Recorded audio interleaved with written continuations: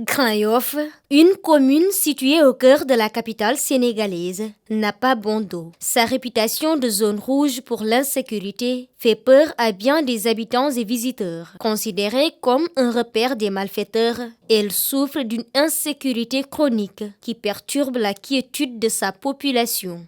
Tu n'oses même pas sortir avec ton téléphone à la main. Si tu le fais, on t'agresse. Quand tu sors très tôt le matin, on peut t'agresser aussi. Moi, dernièrement, j'ai abandonné mon boulot à cause de ça, parce que je n'osais pas sortir de chez moi à 6 heures du matin. Même ici, je plie mes bagages juste après le crépuscule. Ici, dès que tu sors de chez toi, tu as un mauvais pressentiment. Moi, je marche en surveillant mes arrières. Avant-hier, on m'a pris mon téléphone. C'est une grande personne qui l'a fait. Un habitant du quartier Arafat, y vivant depuis plus de 40 ans, décrit une situation qui, selon lui, ne cesse de se dégrader. Il pointe du doigt la nouvelle génération, accusée de contribuer largement à cette insécurité. Un jour, j'ai échappé à une agression. Heureusement que le gars m'a reconnu et a décidé de me laisser partir. Avant, il y avait des cas de vol et autres. Mais actuellement, c'est devenu pire. Les jeunes sont des peureux. Ils sont toujours armés de couteaux et de coupe-coupe. C'est la nouvelle génération. Moi, je suis là depuis 1977. Mais cette violence n'existait pas.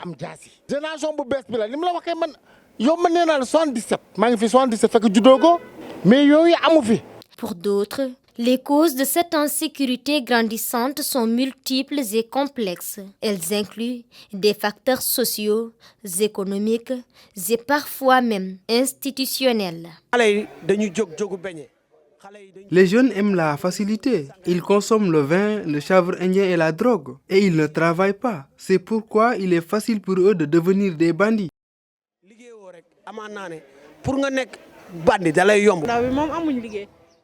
Les jeunes ne travaillent pas.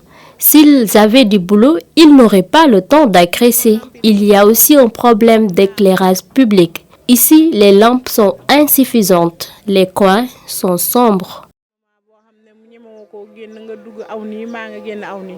Les avis divergent quant à la responsabilité. Certains estiment que seules les autorités peuvent régler ce problème de manière définitive. D'autres, en revanche, plaident pour une implication plus active des populations dans la lutte contre ce fléau. En tant que fils de Grand Yoff, nous devons nous mobiliser pour lutter contre ça au lieu de compter sur l'État. Dans ce quartier, il y a de bonnes personnes. C'est à elles de sensibiliser les malfaiteurs et lutter contre ce fléau. L'autre responsabilité est celle de la police de Grand Yoff parce qu'elle sait tout ce qui se passe ici.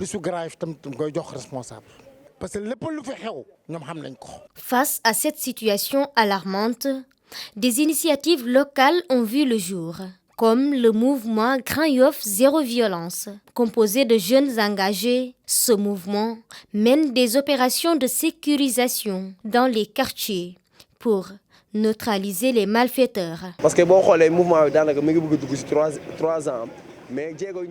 Le mouvement n'a que 3 ans. Elle a porté ses fruits. Par exemple, ici, personne n'osait passer par là à certaines heures. Mais là, on a mis des dispositions pour sécuriser les voies. Les gens vaquent tranquillement à leurs occupations. Ce qui aggravait la situation, c'était les combats de lutte. Les agresseurs en profitent.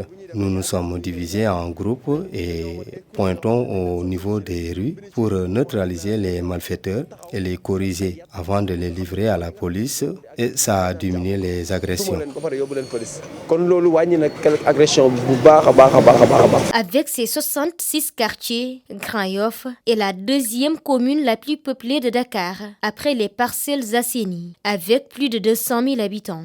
Grand Yoff reste confronté à des défis majeurs, mais des efforts conjoints entre autorités locales, population et initiatives communautaires pourraient changer la donne et faire renaître l'espoir d'un avenir plus sûr pour cette commune stratégique de Dakar.